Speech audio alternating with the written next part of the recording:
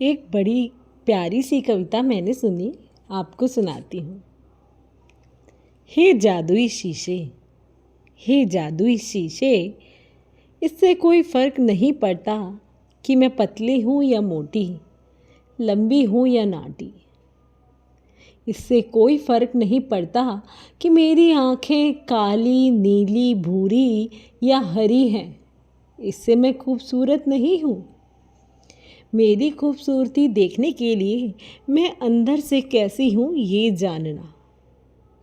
इसलिए अगली बार जब मुझसे मिलो तो मेरे कपड़ों से ज़्यादा मेरे विचारों से प्रभावित होना। नमस्कार दोस्तों, मैं प्रतिमा अपनी नई कहानी के साथ। अगर कहानी पसंद आती है तो प्लीज़ लाइक और चैनल को सब्सक्राइब ज़रूर कर लीजिए। तो कहानी कुछ ऐसी है। एक बार की बात है, स्कूल में राधिका नाम की लड़की थी। वह दिखने में बड़ी साधारण सी थी।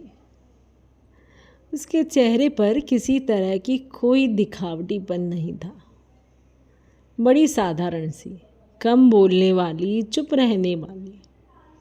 साधारण दिखती थी पर इंटेलिजेंट तो वो भी थी।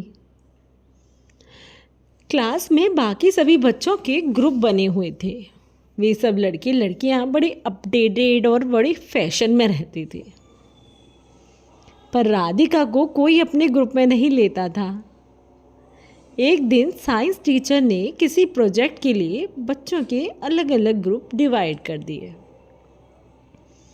राधिका किसी ग्रुप में नहीं थी, तो राधिका को उस क्लास के सबसे पॉपुलर ग्रुप में डाल दिया।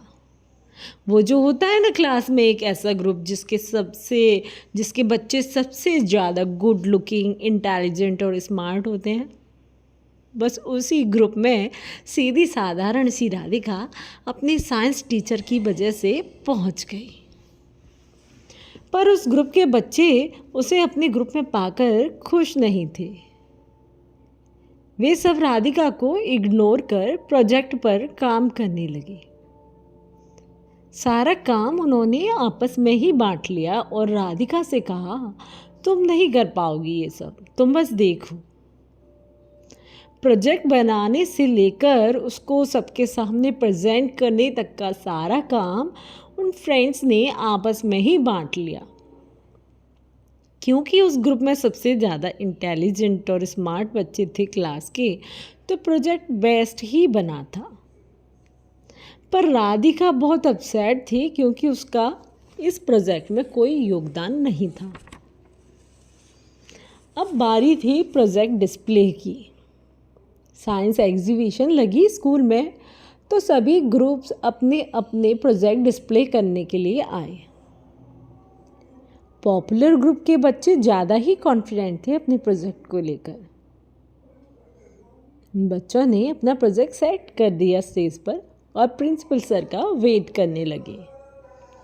प्रिंसिपल सर जैसे ही आए तो बच्चों ने उन्हें शो करने के लिए प्रोजेक्ट की इलेक्ट्रिसिटी ऑन की, पर प्रोजेक्ट नहीं चला। दोबारा कोशिश की, फिर भी नहीं चला। सब टेंशन में आ गए कि अब क्या करें और एक दूसरे पर आरोप लगाने लगे। तभी राधिका ने देखा कि कोई वायरिंग डिस्टर्ब थी। उसका ध्यान प्रोजेक्ट पर था और बाकी सब आपस में एक दूसरे पर उंगलियां उठा रहे थे। उसने वायरिंग सेट कर दी और प्रोजेक्ट पर काम करने लगी। जब पॉपुलर ग्रुप के सभी बच्चे एक दूसरे पर आरोप लगा रहे थे, तब राधिका ने प्रोजेक्ट को ठीक कर प्रिंसिपल सर और दूसरे गेस्ट को एक्सप्लेन कर दिया प्रोजेक्ट को। सभी ने उसकी बहुत तारीफ की, पर राधिका ने सारा क्रेडिट टीममेट्स को ही दिया और कहा, यह सब इन्हीं सबकी मेहनत है, मैंने तो सिर्फ इतना ही किया है जो आपके सामने। इस पर प्रिंसिपल सर ने उसकी ईमानदारी और समय पर उसकी सूझबूझ की बहुत प्रशंसा की। साथ ही उस ग्रुप के बच्चों को भी समझ आ गया कि उनका बिहेवियर राधिका के लिए कितना गलत था। तो बस यही थी मेरी कहानी। अगर आपको कहानी पसंद आई है तो प्लीज़ लाइक और चैनल को सब्सक्राइब कर लीजिए, और अपने फीडबैक्स आप मुझे कमेंट सेक्शन में सेंड कर सकते हैं। Bye bye.